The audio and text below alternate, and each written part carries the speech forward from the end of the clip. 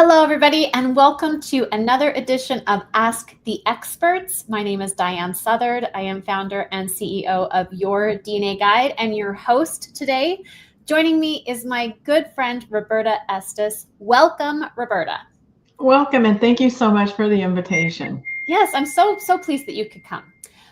For those of you who may not know Roberta, I don't know who you are if you don't know who Roberta is, but if you don't, I'm going to read a bio for you so you can get to know her a little bit before we start in with all the questions. So Roberta is the author of the book DNA for Native American Genealogy, which we will be talking about quite a bit today, and the popular blog DNAexplain.com. She is a scientist, a National Geographic genographic affiliate researcher, which is fascinating. If you have our 25-year book, she told a fabulous story about her origins there. Maybe she'll touch on it today.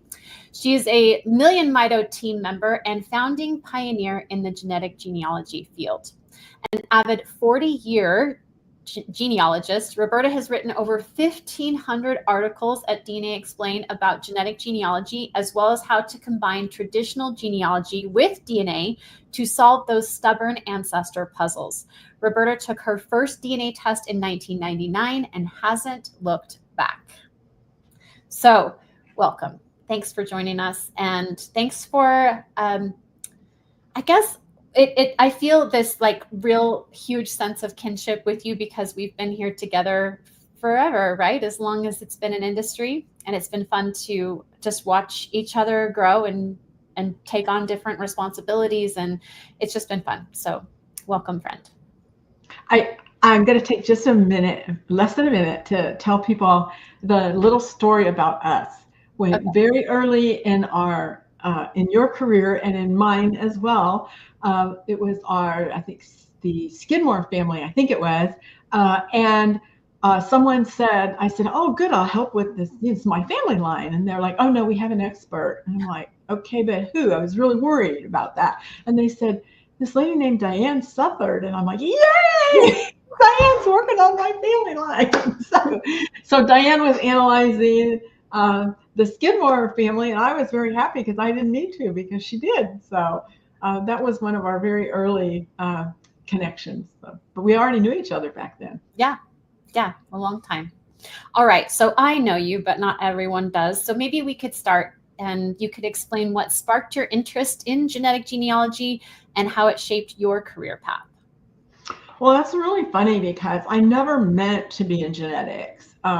I was a computer scientist, had actually attended vet med school at one time, which got me interested in genetics. But I decided I love the animals, but I had some issues with some of the people.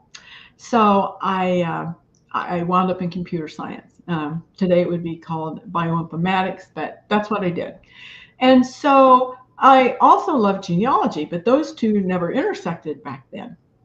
And in 1999, one of the professional publications that I was reading had an ad in the back for this book called 7 Daughters of Eve. And it was by Brian Sykes, and it talked about mitochondrial DNA. I'm like, oh my gosh, I never see that word. You know, it's a genetics thing. It's like, how does this work? So I ordered the book, and in the back of the book, there was a tear out page, and you sent a check for $800, or maybe it was $8.99, off to Brian Sykes, and then they sent you back a kit, and then you swabbed, and you got one piece of paper in the mail, and it had the base haplogroups, and they put a Sunday school star sticker on your haplogroup. Mine was J.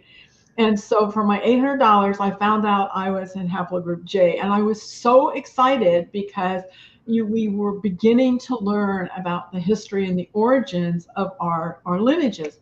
And then the next year, my cousin said, oh, there's some company that says they're doing Y DNA for males. I'm like, I don't know, I think that's a scam, because I've never heard of that. So I called up this company named Family Tree DNA, got their phone number, and so I'm like, I'm going to talk to him, I'm going to find out if this is real. And this man named Bennett Greenspan said he was the president. He called me back at 9:30 at night, and I started peppering him with questions, and he actually had the right answers. And an hour and a half later, I started the Estes DNA project and ordered 5 kits. So for my Estes cousins, because we had problems to solve and questions to answer. And we did exactly that. We defined who's really descended from Abraham Estes, and is he really from the line in England that we thought? And so we've done all that since, but that's what got me to genetic genealogy. And then it was a role. I started doing more and writing reports, much like you did, Diane, in the early years. And then Nat Geo came along and invited me to be part of the design team. And so I never intended to do this, but 4 or 5 years later, I gradually started doing it. And then I was like, okay, I'm taking the big plunge. I'm going all the way, and this is what I'm going to be doing. And then we started DNAexplain. So that's a really long answer to what should have been a short path. But well, it's never short though. That's the thing, right? It's always a story, always. And the thing that drives both of us is our love for genealogy, because it just all ties back to that, because the DNA informs us of what our ancestors were doing, where they were, who our relatives are. I have found so many cousins that I never knew I had, and they have been true blessings in my life. And I don't mean just my genealogy life. I mean, I've become very close to them. We go places, we research together, so it wasn't my original goal, but it's certainly how it evolved. And then some of those cousins have information that I don't.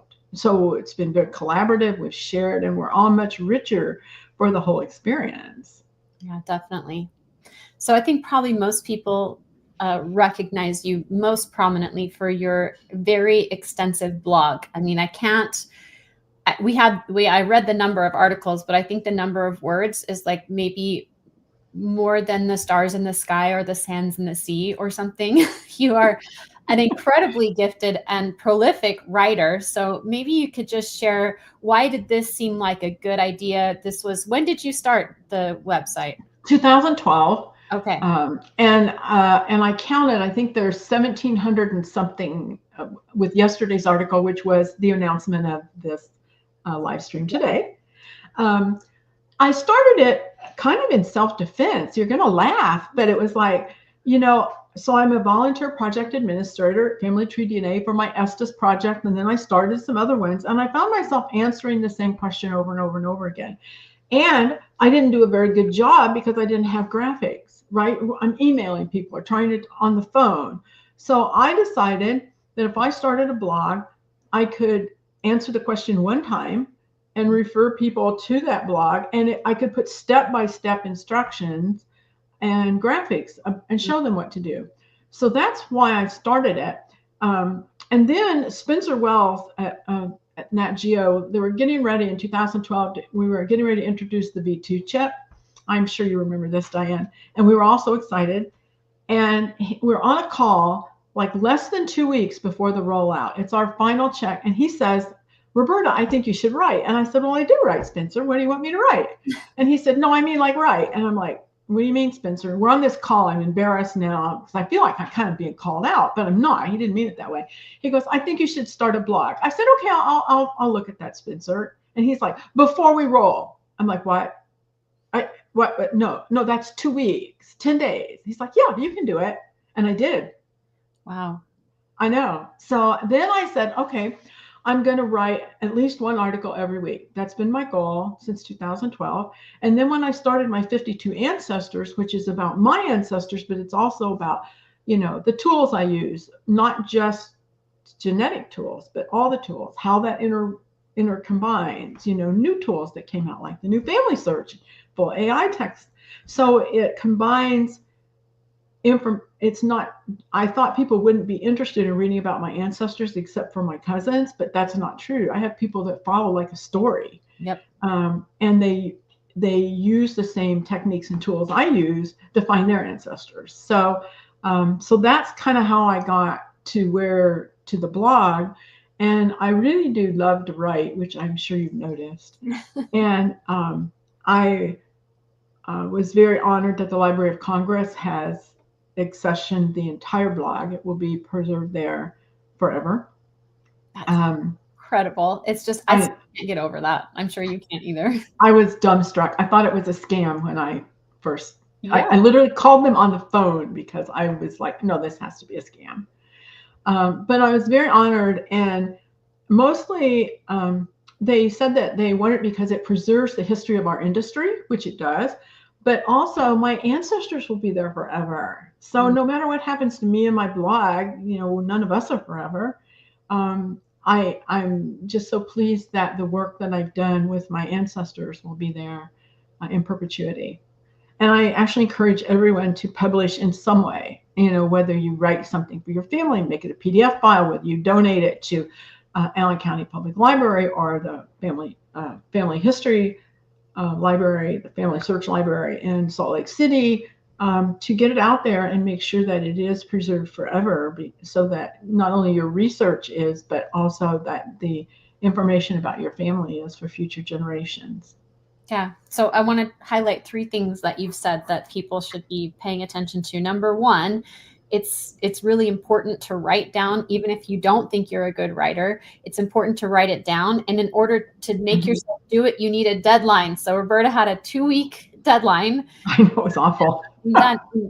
And that worked though, right? For many of you, I'm sure if we were to take a poll of everybody listening right now, how many of you intend to write something? Most hands would go up. Yeah, I want to, but then you just never get around to it. So you need some kind of deadline. We've got some holidays coming up.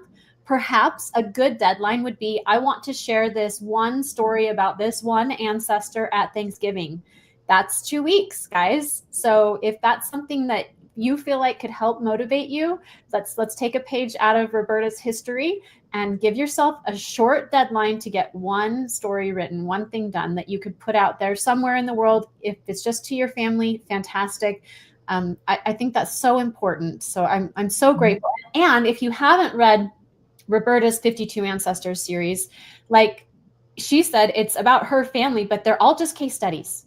It's just studies, and you can find something that you can learn that you can apply to your family in each one. So watching someone else do the work is so valuable, because you're like, oh wait, I haven't tried that for my family. And so that's another place to look for some inspiration to for both the how to and the just how to write stuff. So yeah, definitely go take a look if you haven't yet. All right, let's switch to a little more hands-on genetic genealogy topic. If we've got people who are just starting out with genetic genealogy, what tools or strategies do you think are essential for them as they get going in this? Well, I'm really glad you asked that question, because there are several. First of all, before I forget to mention it, I do want to say I've been writing a proofs series. And if you go on my blog, the one earlier this week was about proof charts, how to use them. And so I encourage people that are beginning to read through that, because it talks about, it's not just genetic genealogy. In fact, a lot of it's not genetic genealogy. It talks about the steps, how to search for your surname, how to search for locations that are relevant, how to extract information, how to create a proof chart. And yes, DNA is part of that. But I really encourage people to follow that. But for genetic genealogy, I encourage you to fish to test your DNA, not just your autosomal, but also your mitochondrial DNA. Everyone has it. And for men, Y DNA. And why? Because you don't know what you don't know. And there are things that mitochondrial and Y DNA can tell us that autosomal cannot. They reach back before the age of surnames. They tell us where the ancient people were related to or buried.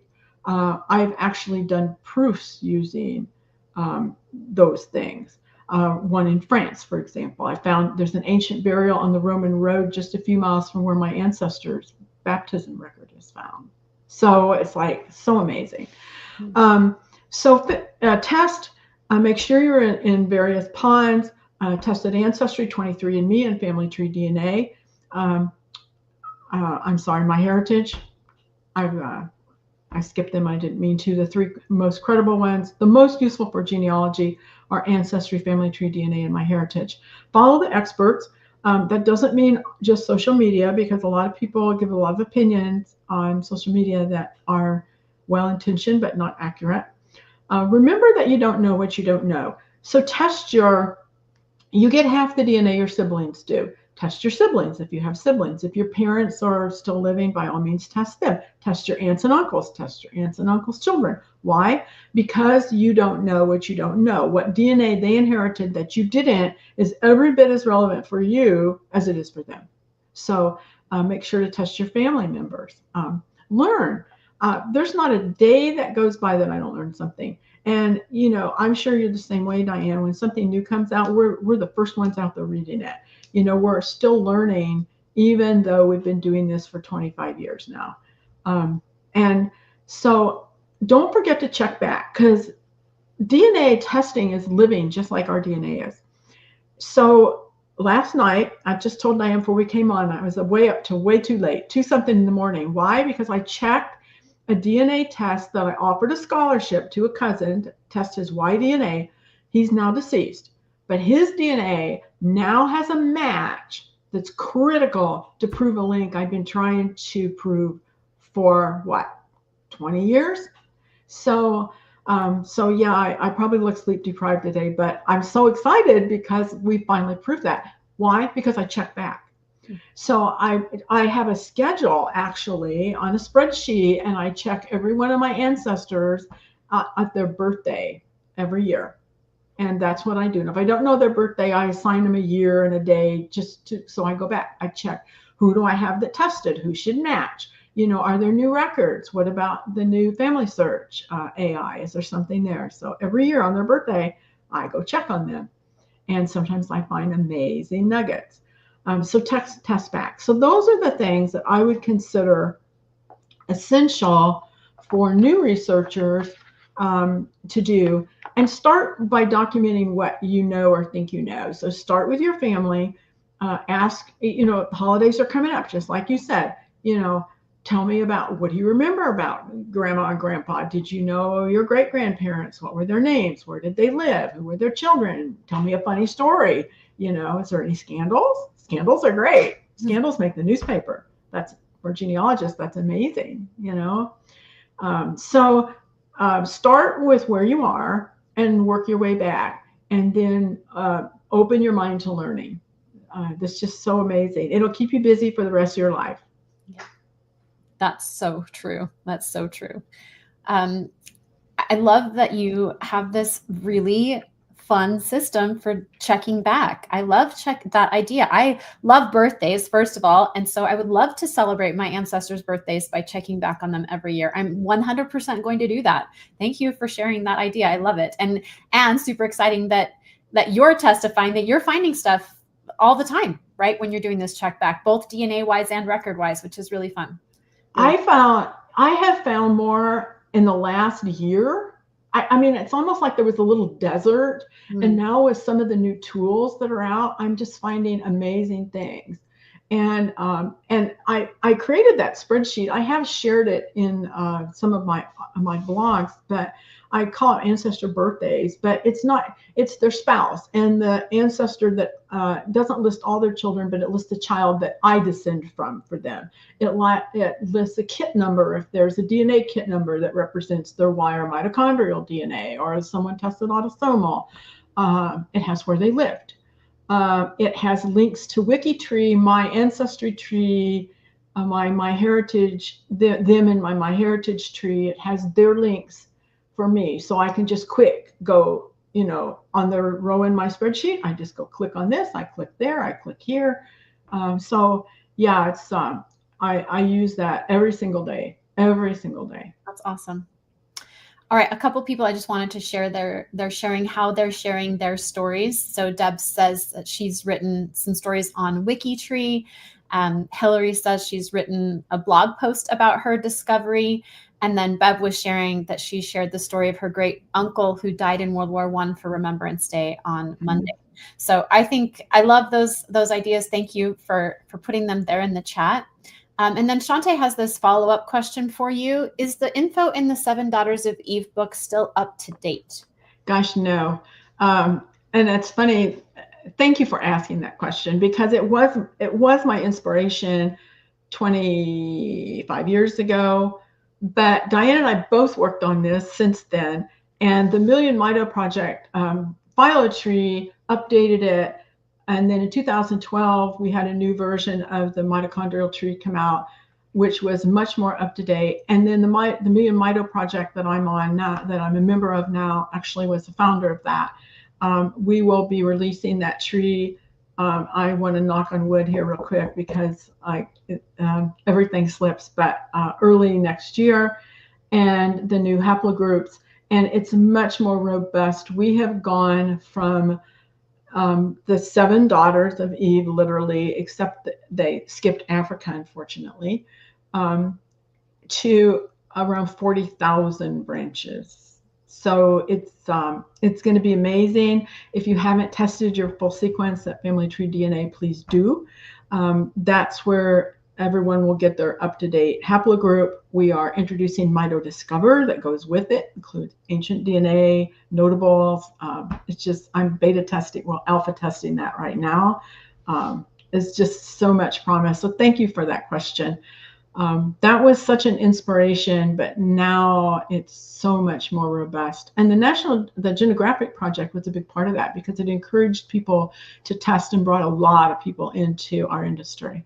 Absolutely. So you just answered Emily's question. She was wondering about the update for Million Mito. So thanks for providing that for us. And yeah, it is staggering to think how many branches have been added to both the mitochondrial and the Y-DNA trees in the last 5 years, even. Like it is, people think, I feel like we all are so immersed in genetic genealogy. We think we're just like in the middle. We're still at the beginning, guys. There's so much more to build and learn. And I love what Roberta just said. She said, if you want to be a part of this, you're a part of it by testing yourself at Family Tree DNA on that full sequence mitochondrial DNA, big Y for Y DNA. You become a citizen scientist. You literally help to build these trees in a way that can't be done without you.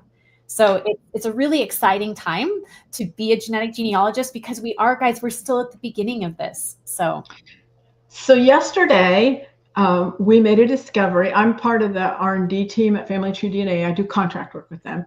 And we made a discovery that split the Y tree 5 branches below Adam. Yes. That's amazing. I know. And we updated the internal tree yesterday. We looked at it all today on a team call, and it will be on the public tree next week, I believe. Oh my gosh. So I know, isn't that so exciting? Guys, it's so exciting.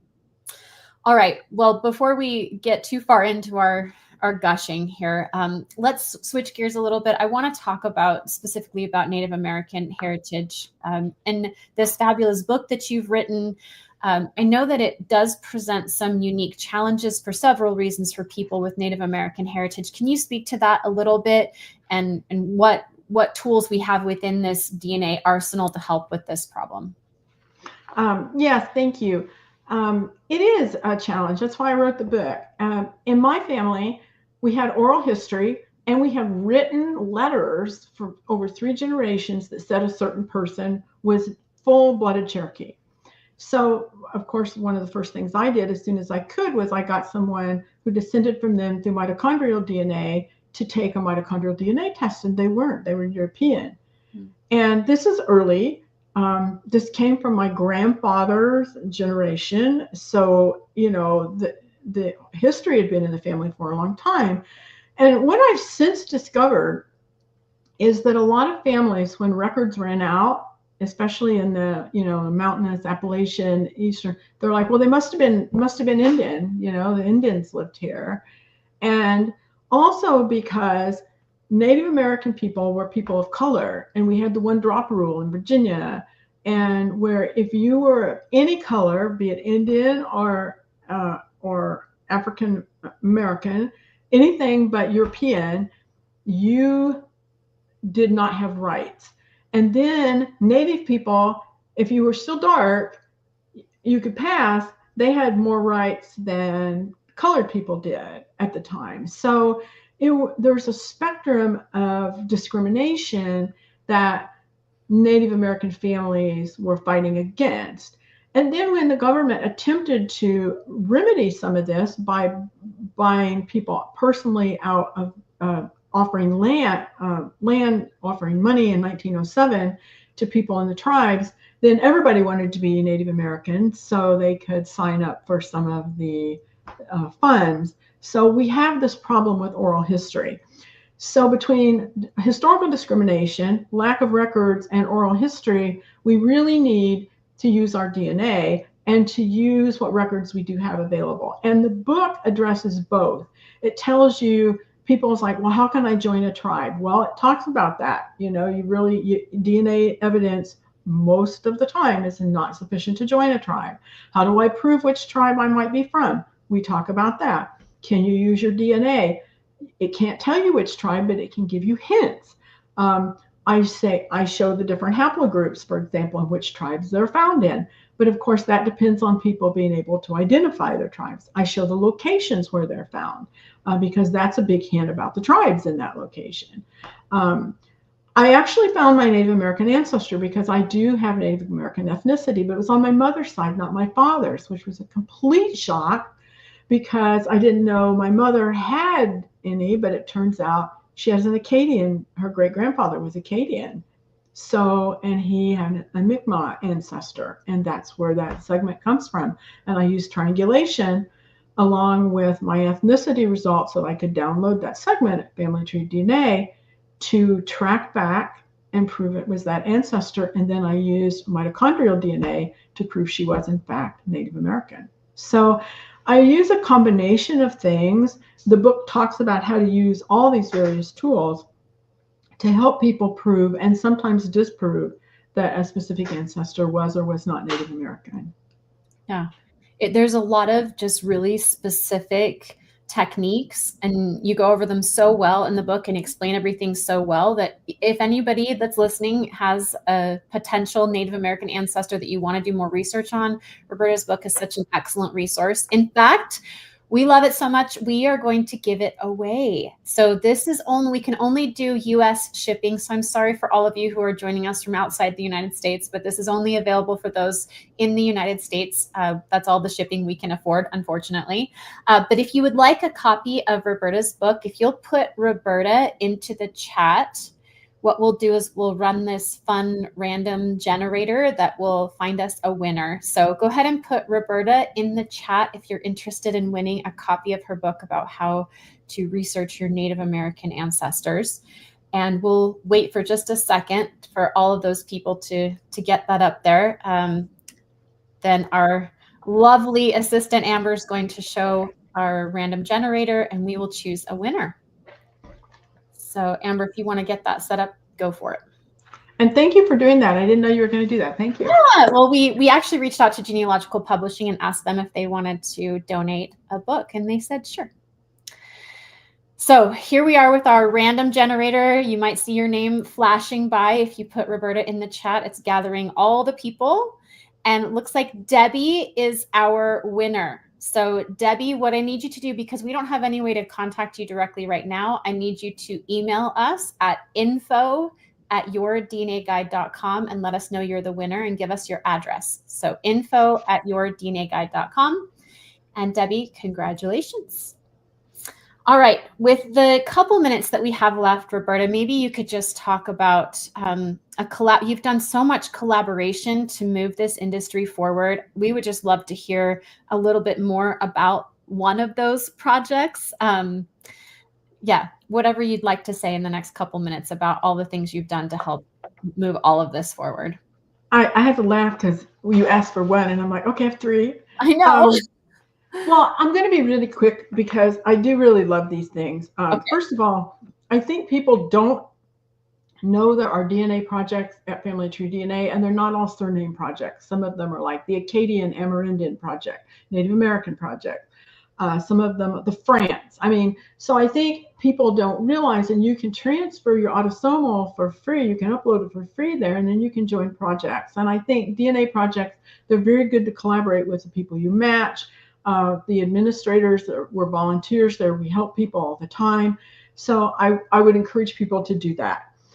Second of all, I would encourage people to use Wikitree. I'm constantly posting my articles there. I'm adding sources there. And it's more, some one world tree type things are more of a battle. This is a collaborative effort. I've really been very pleased with WikiTree. And then I would encourage you third to load and share your tree, whether it's on Ancestry, MyHeritage, Family Tree DNA. If you have a match with somebody and you don't share your tree, then they can't figure out how you're related. And then the vendors who are trying to create collaborative tools for us, they can't tell you how you're related. So I really encourage you to share your trees and share your sources with other people, because there is no reason for everybody to have to plow the same field over and over again. And yes, I've spent years, I've spent decades, I've spent thousands and thousands of dollars, but they're not my ancestors, they're all of our ancestors. And I think that sharing with other people is the key to making this work for everyone. Oh, I just could not agree with you more. I want to say amen 1,000 times to all of that. Thank you. All right, our final question for you before we close today is, why is this work so important to you? That's the hardest question you sent me, right? So I really had to think about that because I never really thought about that before. I think that it's so important to me because when I first started this, I was pregnant for my daughter. Most people don't know that. And I'd been fired from my job because back then they could do that, and they did. And so I'm like, I had no sense of belonging on my father's side because my father died when I was young and we didn't live there. So I'm like, I want to know who my relatives are. And I called the operator back when you dialed O on the rotary phone. And I asked for the long distance operator. And I was like, give me an Estes in Tazewell, Tennessee. And she's like, honey, which Estes do you want? And I said, well, whichever one. I'm in genealogy, my dad. And she goes, I'll give you Uncle George. And Uncle George was the key. Wow. So I needed a sense of belonging. And then somehow I became the sacred story keeper of our family. And in a Native culture, we have story keepers, and they're the ones who are responsible for passing our sacred stories of our ancestors and our heritage on to the future generations. So for me, not only did I find my place in my family, but I also found a way to honor those ancestors because, for all their scandals, they are who got me here today. And then with the science and my love of science, it was able to become an interwoven tapestry of my life because I used the science to tell their stories back beyond our surnames. Were we Vikings? Were we, Anglos? Were we Saxons? Were we Africans? I'm triracial. I have all three of those. And Native Americans, where did we come from? What was the migration path across who do we match? Why do we match people in that tribe?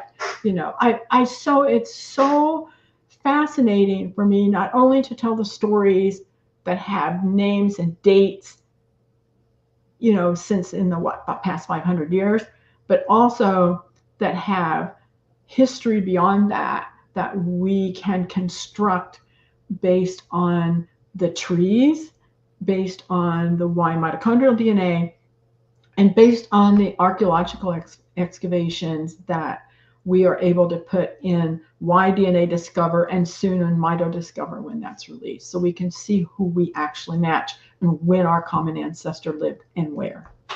So that's why it's important to me. And I guess there's one overarching thing. When I realized that we're all related, we are all related. And it's only a matter of when and where, And Diane, I don't think you and I figured out that we're related any place in the recent past, but we are related someplace. Yeah. And pretty soon we're going to take our mitochondrial DNA, you and me, and we're going to look on that tree and we're going to see when our common ancestor lived and where. So it's going to be amazing because you'll be able to do that with anyone in the world. And you can already do it if you're male with Y DNA, or you get your father, brother, whatever, test proxy for you. You can see how everyone's related. And I think that's really, really important to me, especially in times where we seem to be really divided. I agree. I 100% agree. It's beautiful. We are all related. And I love that through DNA, we can actually see it on some level, exactly when and how and where and with who. So thank you. Thanks for joining me today, Roberta. And thank you all of you who came, and welcome to join us in future Ask the Experts. We also have, there's another free webinar offered by Your DNA Guide tomorrow on some DNA strategies. So we'll send out information about how to join that as well if you'd like to. So thanks again, Roberta, and we'll see you next time. Thank you. Bye-bye.